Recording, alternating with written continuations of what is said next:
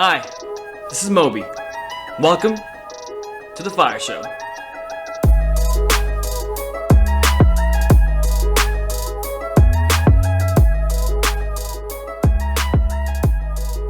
Hello. How is everyone? Oh, cool. Nice. Good to know. So, what is happening today? Today, whenever that is for you, I am sitting down with Gordon Daugherty, Managing Director at Cap FAC, investor, cha-ching, and recovering startup executive. Over a 29-year career, Gordon has worked at multiple startups in multiple countries in strategy, operations, marketing, as a board member, as an advisor, as president. I had the chance to interview him at the McCombs School of Business, thanks to Mandy and the MSTC program. What? Hook 'em horns! And also, thanks to the introduction by Justin, David, Sophia. Boom! What are we talking about today? Lots of things. Surprise! We're going through the common milestones that an entrepreneur or a startup can expect. Blind spots that come up at different stages, and what to do, and how to do it, and why to do that when you're starting out. I got the chance to ask some questions that I wonder about, such as, where does the passion for successful entrepreneurs come from? What are the biggest obstacles an entrepreneur faces in the first year of his or her journey? Why would we want a co-founder? All mine. How should we even start looking for one? What do I need as a minimum to start discussions with investors? Gordon knows a lot more than I can ever ask about. In fact, all of my guests do, and that is the reason I do this podcast. To learn more from Gordon, check out his website, shockwaveinnovations.com, where he has hundreds of hours of content around pretty much everything entrepreneurship. If you're starting out, go to shockwaveinnovations.com. Or also, I've heard there's this great podcast called The Fire Show. I've heard it's useful. I don't know. I hear the guy is okay. Well, if you'd like to follow up with whoever that guy is on the Facebooks, Twitters, and Instagrams, we are, that guy is, I am, at Fire Show Podcast on every social channel. If you like this podcast, leave a review on iTunes. If you love this podcast, leave a review on iTunes. If you really hate this podcast, please email me and we can talk. Don't leave a review. I can help, I hope you enjoy this episode. And as always, thank you for listening. You are the reason I do this.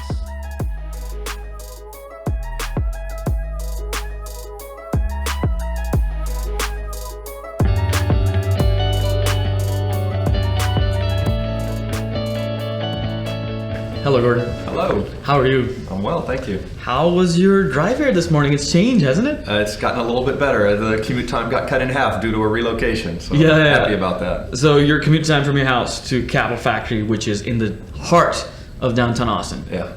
It got cut off and your life has become much easier. I just got about 5 or 6 or maybe 10 hours back in my week, if you want to think of it that way. Oh my God. What do you do during those hours? Just listen to music or think? What do you do? I'll listen to news. I'll listen to NPR. Okay. I also will take advantage of that time to schedule some calls. Okay.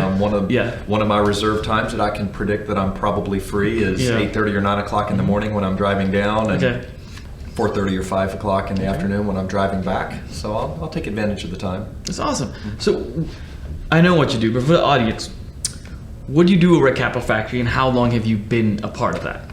Let's see. I joined Cap FAC about 5 years ago. Okay.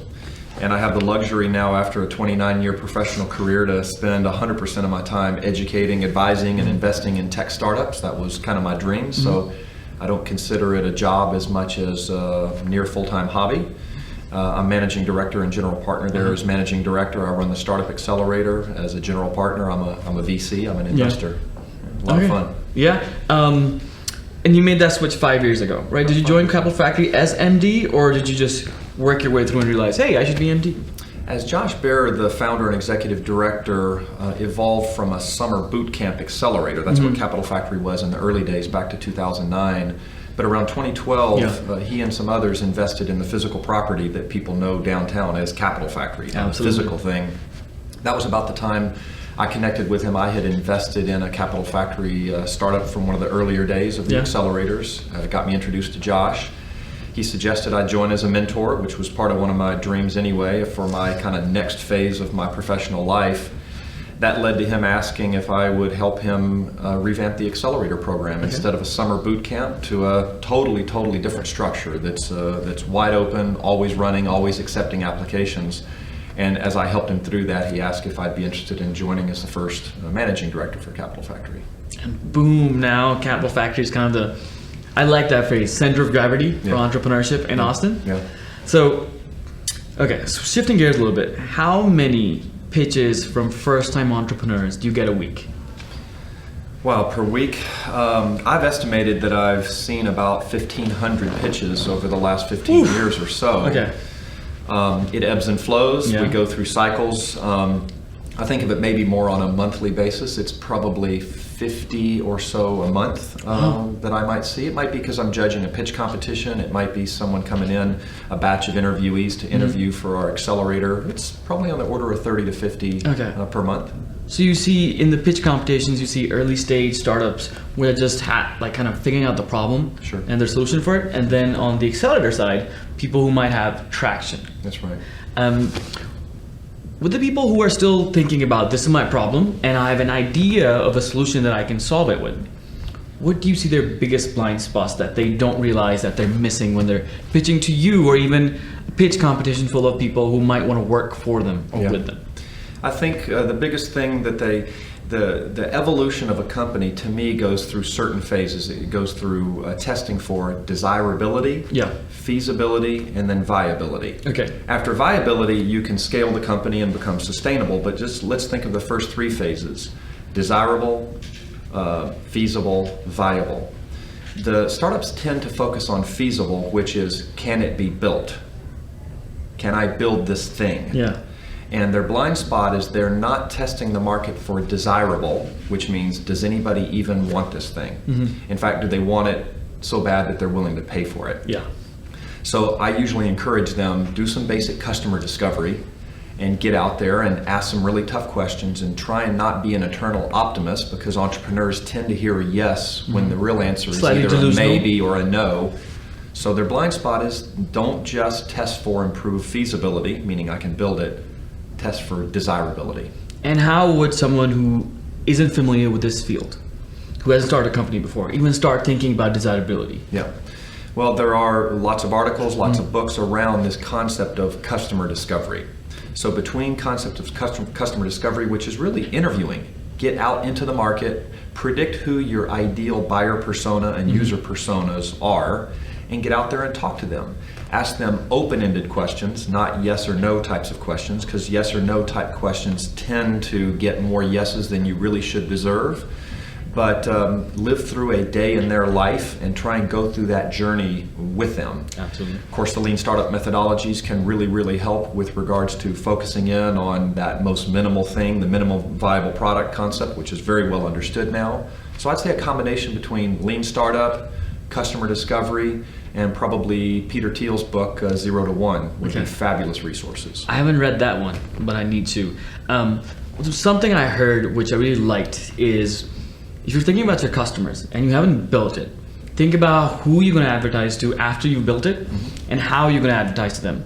Then use those channels to talk to them before you even build it. Sure. And just do those interviews, like discover their pain. That's right. You can apply those marketing techniques into earlier stages. Once you have the product, of course, we identify buyer personas, we speak to that personas, we go through messaging and positioning.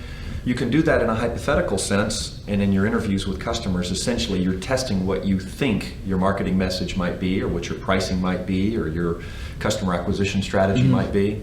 So even in those early interviews, do you advise entrepreneurs, early stage, first-time entrepreneurs, to not talk about their solution a lot, but focus more on the problem or how the customer does the job that they want to improve? It's a little of everything. Okay. So I think I would suggest first getting into a day in the life and confirming those pain points, right? You're trying to solve pain. And so there's this analogy of aspirin versus vitamin. And if Yes. you're selling a vitamin, you might be making their life healthier. If you're selling an aspirin, you're taking away pain. So part of this at the very beginning of that interview is validating the assumed pain. From there, of course, it does make sense to better understand that, double click on that, get into a day in the life. So how do you do it today? And then that leads into, well, what if I were able to deliver a solution that, and then you fill in the blank, and then you start exploring that. So thinking about the pain and then testing whether a solution works for it, how many of those 50 pitches that you see a month, in 2 years, if we map that out, how many of the same entrepreneurs are solving that problem in the same way? Almost none of them. Yeah. It might look like a different shade of blue, or the blue might have turned to full-blown purple or even red, right, if you understand the analogy. But never is it the same shade of blue that they started. And is that something that people don't realize happens a lot? That's a good question. I believe my feeling is the concept of a pivot is so now well communicated and understood.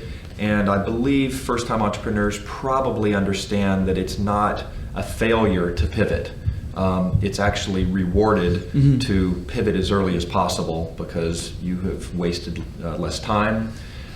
Time is the most valuable resource an entrepreneur has. I mean, by far the most valuable resource for an entrepreneur is time. So that's what we're optimizing, because when they run out of time, i.e. runway, that's when they have to close up shop and they have to go get a regular job. True. The director of Texas Venture Labs, I'm in his class right now, actually, the MSTC program. Shout out to Mandy, supplied all this. And he says this all the time: you'd rather spend 10% of the effort in the first 3 months figuring out if people are going to pay for it, then you go build it. Otherwise, it's a waste of money. That's correct. You've seen entrepreneurship for a while now. And what do you think of this idea in the pop culture of entrepreneurship? Because there's so much content around that. I mean, I have a podcast about entrepreneurship. This idea of the sole founder who has this idea in a dorm in a shower, and 6 years later he or she works his ass off for it, and then it's a success. Do you think that's confirmation bias? I think it's much like the motivation for young football players admiring their NFL stars. Or an Olympic athlete. So pick any kind of sport where you reach kind of a world-class level that can be motivating, inspiring, it can drive you. And I think that's fine. In other words, I think young entrepreneurs, let's even go into high school or college students that see Mark Zuckerberg or others, that they say, wow, I would like to be that. I'd like to do that. I don't think there's anything wrong with that. That's, to me, no different than an even younger child aspiring to be a fireman or a teacher or whatever because they see a role model. That's fine. Go down that path. I believe many young professionals are served well by giving entrepreneurship a try. When you're young, you have that is your best opportunity to experiment and try different things. You aren't shackled and you aren't burdened by big home mortgages and a family of 3 and other things where you probably do have to really know that you're on a path that can be successful and accomplish your objectives. So I don't have any problem with it at all. I do, however, find many young first-time entrepreneurs essentially solving for, I want to start a startup. And so they turn over rocks and they kind of look for something and they're just kind of looking for a problem to be solved. I find that more often than not, those end up failing because it is much, much, much harder. Did I say much harder? Than entrepreneurs think, first-time entrepreneurs think. And if they don't have a fire in their belly for the problem they're solving, they'll actually give up earlier with this non-passion project than if it is a true passion project. Having said that, I still think giving a try at entrepreneurship can be positive. Absolutely. So before we jump back into pitches, a question about that fire in the belly, the passion. In your observations over the years, what is that passion which is saying, oh my God, I've seen this problem throughout my life or in the last year or two, and I'm fascinated by it, and I want to solve it right away versus I just had an idea. Like, is it more like slow burning or something that comes to you right away? I'm not sure there is a more common path to that fire in the belly. However, I do feel like it finds you, you don't find it.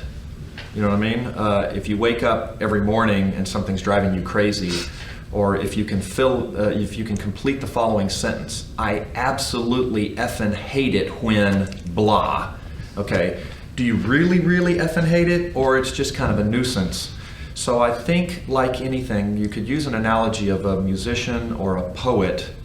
If I force you to write a song right now, you might be the best songwriter, in the world. But if I say, right now, Moby, within 2 hours or by the end of the day, I need a song, that's not how the best songs were written. The best songs came to somebody at 2 o'clock in the morning through a dream, and they couldn't help themselves but wake up and write those words down. That's my belief. Similar with finding that fire in your belly. So it's the thing that comes to you again and again. I think so. Just randomly. Yes, okay, sir. Awesome. So back again to pitches. Now, I'm going to put myself in the shoes of a first-time entrepreneur. I have decided on a problem. I'm passionate about it. I've been thinking about it for 2 years. And I come to you and you say, go test the market. And I've talked to people. And then I'm like, okay, it seems that people want to have this. Now what do I do? Do I go out and build it? Do I raise capital? Do I find a co-founder? Yeah. I don't know what to do. I can read books. What do I do? Well, I think you can get down. I describe about one of an entrepreneur's most valuable tools is the compass, not the GPS. Okay, it means get down a directionally correct path pretty quickly. Like, just kind of get moving. This doesn't obviate you from the need to actually do some planning, and I'm happy to talk about that as well, because I do think it's important. But go ahead and get down a path and use your spidey senses to continue to validate and validate your various assumptions. Because as you get down that path, your list of assumptions is very, very long. So what you're trying to do is validate those assumptions as quickly as possible. So I don't have any problems with kind of starting down a path. Just don't get all the way to the goal line without finishing all of that homework you were supposed to do. Yeah. One thing I've heard, and then I've said a lot in one of my favorite organizations, 3-Day Startup, is no one is going to steal your stupid idea. Yeah. That go out and talk to people about Sure. your idea, get some feedback. Sure. Because if you don't tell them, you will always think that you're right. That's right. You're whispering in the woods, basically, and nobody is really going to hear what you're saying. Nobody that you would care about or be concerned Yeah. with. This is why investors aren't going to sign the silly confidentiality agreement, and it's why, the value you get from talking about this as much as possible and getting as much feedback as possible far outweighs the infinitesimal chance that someone is going to steal your idea and beat you to the punch. Absolutely, because there's so many ideas out there you've just got to execute for a long time. Yeah, 85 people are already working on your idea. Don't be disillusioned. They're working on it in different ways, slightly different shapes and sizes and flavors or whatever, so don't worry about that. Just if you can come up with a solid idea, solid product, solid business plan, it really is going to come down to execution, right? Like, so whoever eventually executes the best is the one that's going to win. It's not necessarily the one that has the best idea first. It's going to end up in an execution match. If you talk about building a company to a exit of 200 million, 500 million, $1 billion, or let's say reaching an IPO, it's about execution. That part's about exexecution. It's not just the idea that you keep thinking about in your car or shower. No way. How many times in the last month, or actually a year, have you heard someone say this? Oh, you know that company? I had that idea 2 years ago. Sure. How many times have you done it? I'm a little guilty of that myself, although I am not the 0 to 1 entrepreneur. I do occasionally have ideas, and I'll kind of jot them down. I'll outline a simple business plan. Sometimes I'll see something tangentially related to that, and I'll fall into that trap like, I had an idea just like that. No, it wasn't quite like that, but it happens, and I think that's okay. Nothing wrong with that. Okay, so we talked about kind of the blind spots that first-time entrepreneurs can have about their product, and some assumptions about entrepreneurship that they might have, like no one people might steal my idea, or oh my god, this is so unique. Yes. Jumping into I've done some customer discovery. I've talked to my customers, and I might have a prototype. It might be pen and paper, and now I'm thinking, I need a co-founder. Why is it important to have a team rather than be a sole founder? Because I've heard that a lot. A lot of people think it's because of the workload that happens, right? When you're a solo entrepreneur, you're of course wearing every hat. It is a little bit partly about splitting duties and being more efficient and more effective and moving a little bit faster. It's also about complementing your skills. I mean, I'm going to talk about first-time entrepreneurs, and when I say first-time entrepreneurs, that usually means young entrepreneurs. There are, of course, people like me. I'm 52 years old, and yes, I might quit my career and try my hand at entrepreneurship, but I think mostly we're talking about young entrepreneurs, and when you're a young entrepreneur, your skills and experience, of course, are limited. Even if you did have a few years of a job, it would have been probably in a singular function. So you have a lot of blind spots and naivete regarding what can be done and how to do things. So you hear of the technical co-founder and the business co-founder. Well, at least what you're trying to do there is recognize that it's less likely the business co-founder is super steeped in the technology aspects and vice versa. I actually think the biggest advantage of the co-founder is to get a different way of thinking. You think differently than I do. Your personality is different than mine. I might be a little on the conservative side. You might be on the aggressive side. And the debates that you and I have are actually the most valuable attribute of two co-founders, instead of you just doing it your way. By me bringing my perspectives and my methods and my experiences, you will be strong. Together we will be stronger and have higher odds of success. And how much of that is just the emotional support when it's 1 a.m. and you're like, oh my god, I don't know if this is going to last another month? How much of that helps? How much of having a partner helps with that? That's right. In that way, it's much like any relationship. Yeah. Two people that are in a serious relationship. Because as your co-founders, I mean, you're not quite married, but you're probably kind of married. You're engaged at least. Well, let's say you're engaged. And the example that you gave is a little bit more like the way relationships are. If I'm having a down day, my wife picks me up, and vice versa.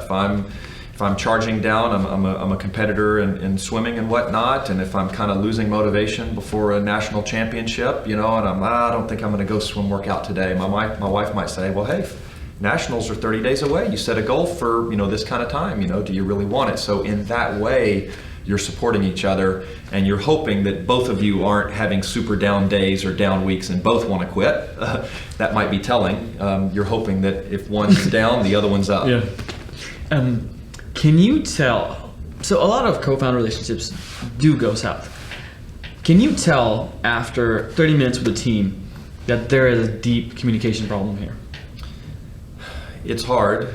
It is one of the hardest things to test for, and that's because we as human beings are able to put on a particular face. When you're in there selling to a customer, the best salespeople are able to have their company come across as much bigger and much further along than they are, and the product is much stronger and less bug-free, right, or more bug-free. And in that way, when two co-founders are pitching investors or maybe pitching me to join our Accelerator, they have their Sunday suit on, and they're looking sharp, and they're keying off each other, and they're lovey-dovey, to use the couple analogy. But in reality, we know couples have fights too. So what I try to do is I try to ask some questions to tease out, hey, tell me about a recent argument where maybe you thought the company should go left and you thought the company should go right. Surely that's happened in the last month. Just tell me about one of those situations. And I'll keep kind of pressing a little bit like, no, come on, Joe. You really disagreed with Sally on this one. Like, did you get into a knockdown drag out? And I don't need to dig into your personal business, but I'm really trying to understand, how do you handle crucial conversations and very, very difficult decisions? I try to test for it because I've had, of my angel investing portfolio of about 14 investments, 4 or 5 have already died. And a majority of those that died, I can point to what I call co-founder funk as a significant contributing factor. So it is important. How, and as you probably know, we're kind of jumping from one topic in the kind of a roadmap, like in a direction. I'm really fascinated by this.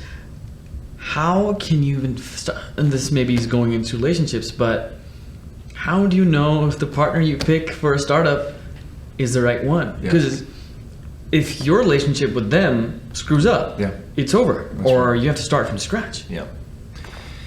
It is the risk of trying to find a co-founder by going to a happy hour and assuming that just with a handshake and a 20-minute conversation, you're going to find a co-founder. You might, and there's nothing wrong with using that to kind of come up with potential candidates, but it's very similar to assuming you're going to meet your eventual, meet your spouse and make a decision about getting married from meeting them in a bar and one date or something. Of course, love at first sight does happen. You hear about it. More often than not, you date for a year or 2 or 5. Now, I already mentioned that a startup's most valuable resource is time, so we don't have a year or 2 or 5 to find our co-founder. This is why a lot of times the more successful co-founding teams have known each other, or the recommendations from others that know them kind of are helping to do a personality match. Back to relationships, if I'm gonna recommend a potential mate for you, the better I know you, the better I'm probably going to do on introducing you to someone that could be a future mate, right? No magic ingredients, but it's really, really hard. I heard this from one of my friends, Socket, where he said, build yourself up before you need it. He was talking about having a support network before you go out and you screw up and then you're like calling people. So even before you start, right now, if you don't have an idea, if you're not working on something, but you're still interested in entrepreneurship, you could start building your network right now. That's right. Go to happy hour so that you might know that person for a year. That's right. And there's the other beauty in this particular regard is very few first-time entrepreneurs have the capital resources to bring on a very early team, even just 1 or 2 co-founders full-time and pay them. So many times in that bootstrap phase, it's part-time work. So you get a chance to try before you buy. We're working on this idea, but both of us have paying jobs because we have to pay the bills. We're working on this on nights and weekends, and we're getting to know each other over the course of these 2 months, 3 months, maybe 6 months before we finally convince somebody to give us a little bit of money, and then one of us can come on full time, but we're still getting to know each other. So you do have a honeymoon period, to use the analogy. Yeah, and no wonder there's so many events that are called co-founder dating. Yeah, exactly. Yeah. So now, again, putting myself in the shoes of a first-time entrepreneur, I have thought about my problem.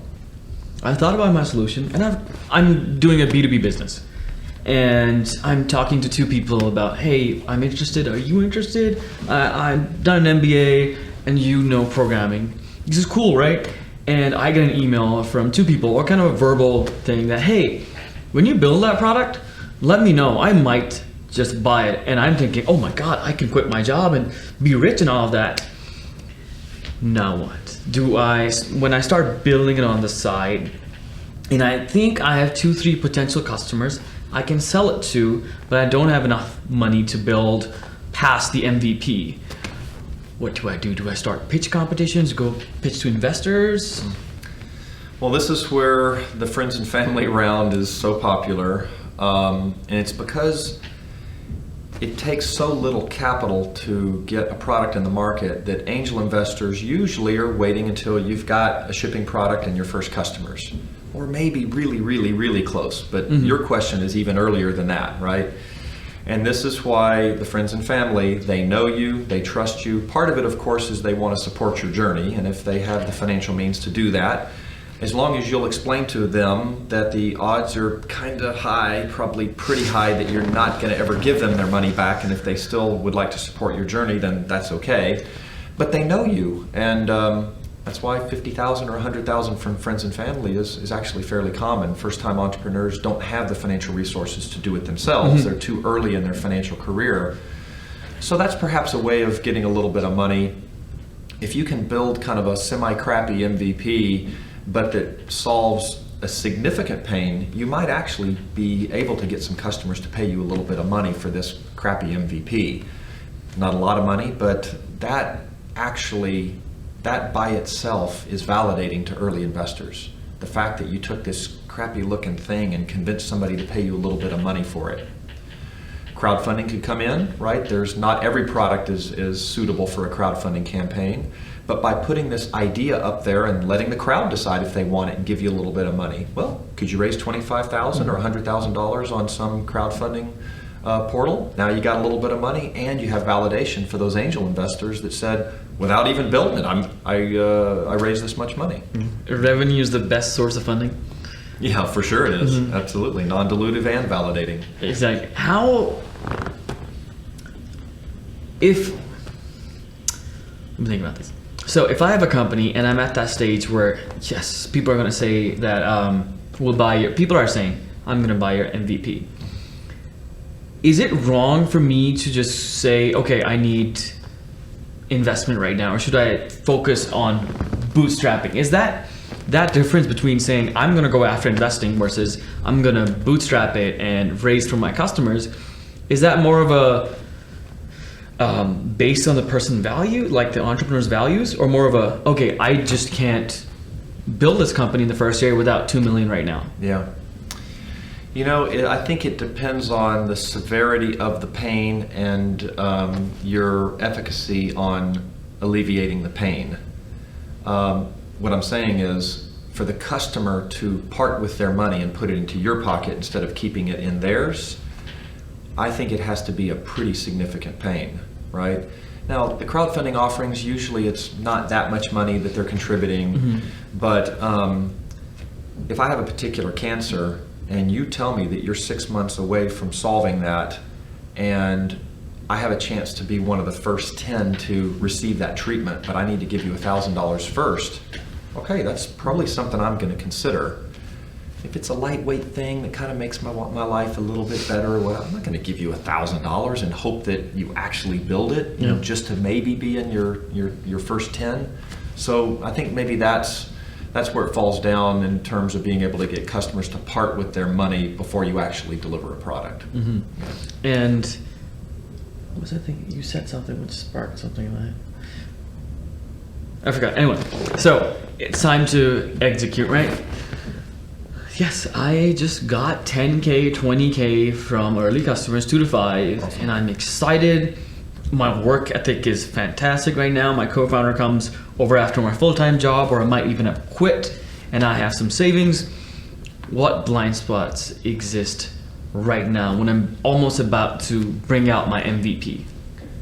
I think probably if I'm going to predict a couple of your first blind spots, the first one is you are focused on building a product, not a company.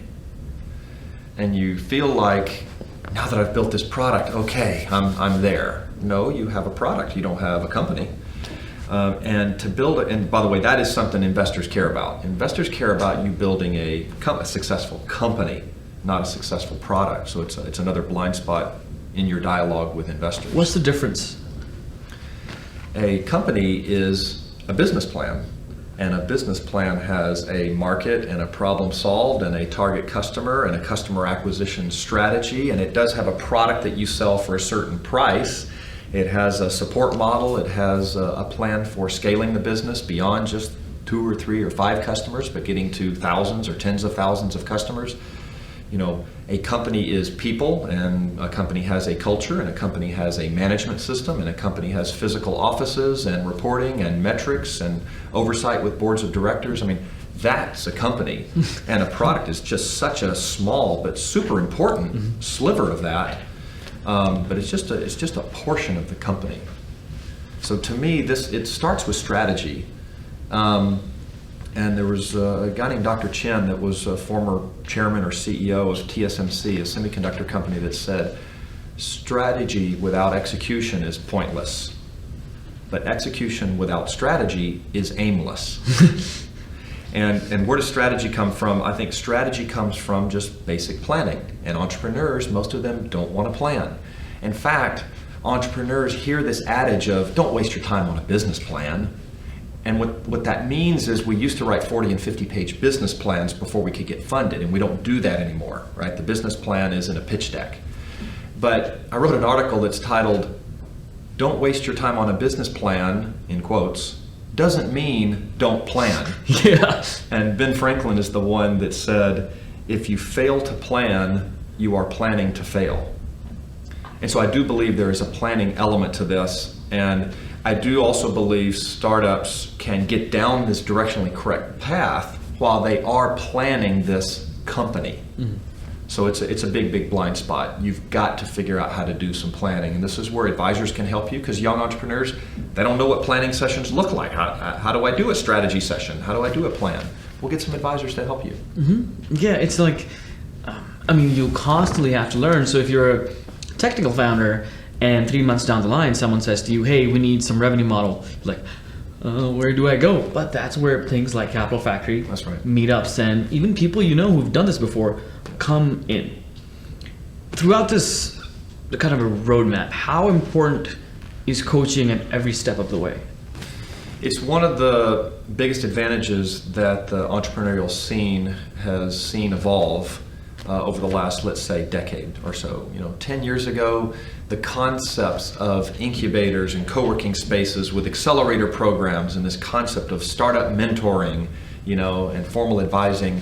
I've been advising startups for about 17 years, so of course I knew the concept of being an advisor to a startup, but it is so prolific now. They're all over the place. And yes, there's good advisors and bad advisors, and you get to decide what good versus bad means, but there are a lot of them.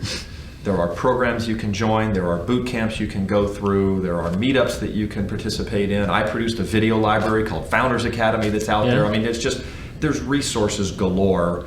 And that didn't exist 10 or 20 years ago. And so shame on a first-time entrepreneur for not tapping into that. You got to go beyond reading textbooks. I mentioned, 0 to 1 is a fabulous book, and there's lots of others. But wow, there is nothing better than real personal coaching and advice from someone that's been in the trenches, has scars in their back, can tell stories, can ask you difficult questions. Very valuable. Absolutely. There's so much information out there that if you come in front of an investor and they ask you about your business structure, if you say, I don't know, that means you haven't searched on YouTube. That's right. Yeah, you have a huge library of videos around that. Shockwave Innovations? Yeah. I don't know how this happened actually, but as I give advice, this goes back about 15 years ago, if I was asked the same question twice over some period of time, I decided, well, I'll just write it down. Okay, if more than once somebody's asked me, how do I write a business plan? Okay, I'm just going to write down what are Gordon's theories on writing a business plan. So I started publishing, documents and articles. This is before the days of blogging. Of course, that turned into a blog. I've now got about 150 or 160 articles that are published at Shockwave Innovations. I found that it's a personal passion. What I like about it is it's a test for me. It's a test to figure out, what do I know or think I know?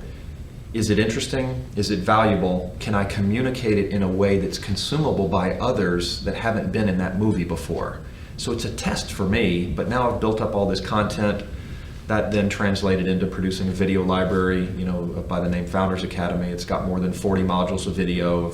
There's some universities that are using it to replace the entrepreneurship textbook. It's a passion project. Absolutely, and it's very comprehensive. Thank you. Yes. So, and back to that execution part, and you mentioned the blind spot, that is, investors are looking for a company and not a product. Yeah. What are the most common elements of a company that investors prod on and be like, tell me more about that? No, give me more details that entrepreneurs may not think of on their first go.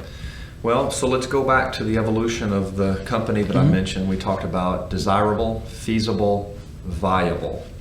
When you're talking to investors, they are mostly testing for viability. They're testing for a lot of things. They're testing for the founding team, and do they have drive and passion? Are they smart? And all those kind of things. But from really, am I going to get a return on my investment? Is there a chance that I'm going to get my money back, or hopefully a lot better?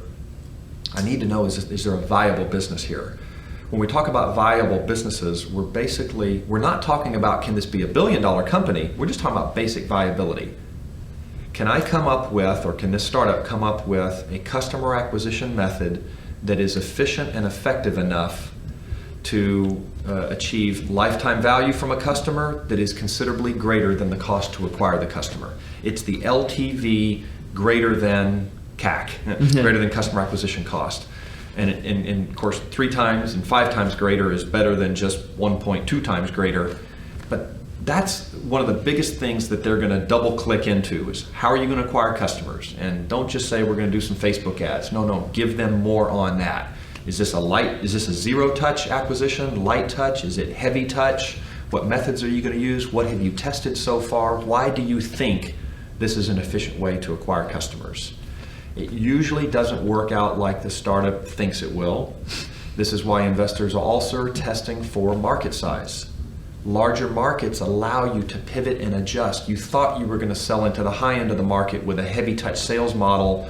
Oops, that's not working. So a downscaled version of the product sold to small, medium business with inside sales could work. Slightly different customer target, slightly different industry, slightly different use case. This is what large markets bring us. So I think testing for viability and market size are a couple key things. And customer acquisition, how does that change from the first 6 months where you're kind of talking to 5-10 customers and you've built something? We're 18 months into this journey and now people are asking me, tell me your customer acquisition journey for the next year. How does that change? How does the scale of that change? That's right. So it starts with the founders serving as the sales team. Remember, it's just you and me, and maybe we hired 1 or 2 others, but if we hired 1 or 2 others, they were probably engineers. They probably weren't salespeople. We usually don't hire salespeople first.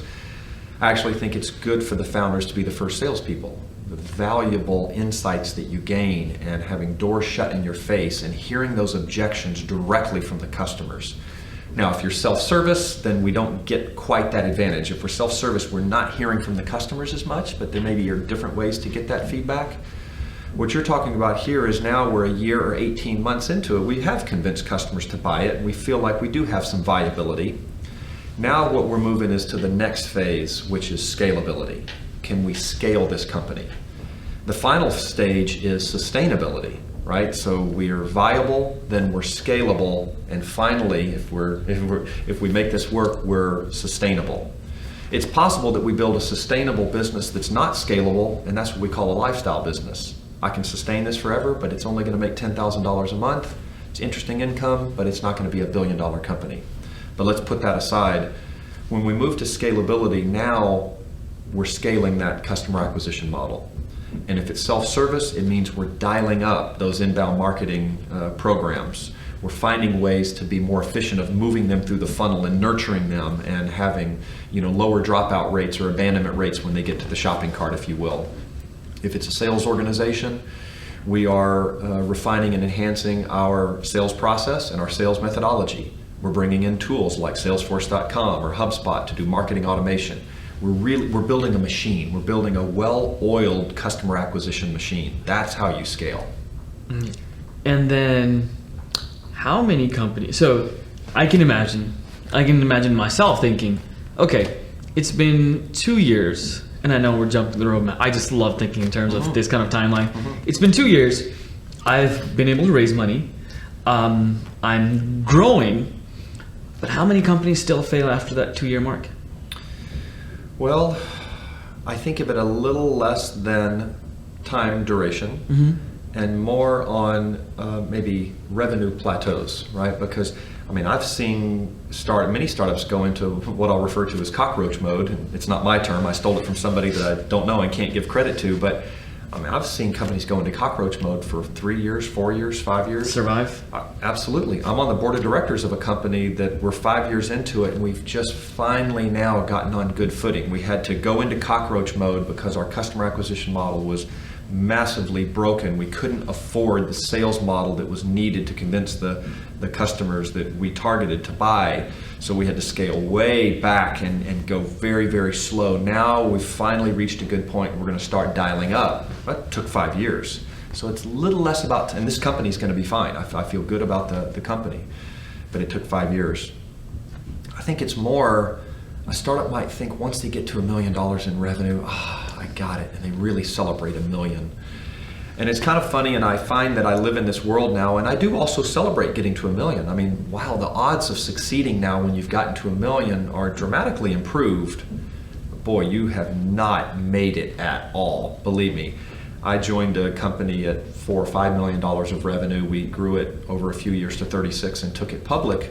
But wow, the challenges that we hit along the way, and we were losing money at certain time. We could have crashed and burned as a $20 million company.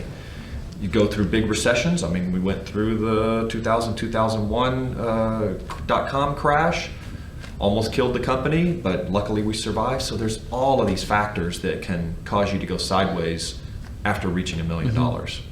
Just when you think you've become strong, someone stronger comes and punches you in the face? Absolutely. The world changes, and the other thing that happens is you're a $10 million company, and especially as you're a 30 to 50, the way you operate is very, very different. You will have a turnover in the management team.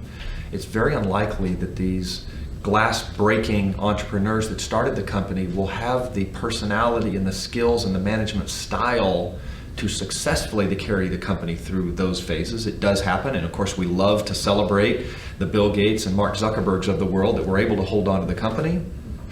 That's 1/1000th of 1%. So even those kind of things, like a total change out of the management company, management system, that can be a big disruption that can take you sideways. You can never know what's going to happen. It is never easy. It's easy after you've sold your company for $500 million and you've taken a couple months off, and now your heart rate's back to normal. Then it's easy for a little while. Yeah. Until then, it is just hard in different ways. So get used to hard. Get used to hard. What's the last piece of advice you'd like to leave listeners with, or even viewers? Actually, we've got this great setup. That's a good question. I do have a lot of advice. I think one other piece of advice, I commonly give this. I find that entrepreneurs, one of their blind spots is this infatuation with dilution. Mm-hmm. You and I start out, we're 50-50, and I get this 50% ownership etched into my brain for some reason, and I somehow can't realize that over time, when we build this great company, it's worth $500 million, I'm not going to have 50% of it. But for some reason, when we're 50-50, I kind of imagine like, oh, maybe I'll have 30% and we'll exit 30% of $500 million. Wow, yeah. How much money the island I'm going to be able to buy. And so we get hyper-focused and infatuated with dilution, and we lose sight of optimizing for growth instead of dilution. And I say this because we might be facing 3 potential investors that want to fund our company. This one dilutes us 21%, this one would dilute us 22%, and this offer dilutes us 30%. Mm-hmm. And we get infatuated with this difference between 20% and 21. Maybe the investor that dilutes us 21% is the best partner that really has resources and networks and other success stories in our industry. And what I tell an entrepreneur in those cases is optimize for growth, not dilution. Mm-hmm. Now, this 30% or 40% dilution, well, yeah, that might be ridiculous. So I'm not saying don't think about it, but optimize for growth, not dilution, if we're down to minuscule percentages.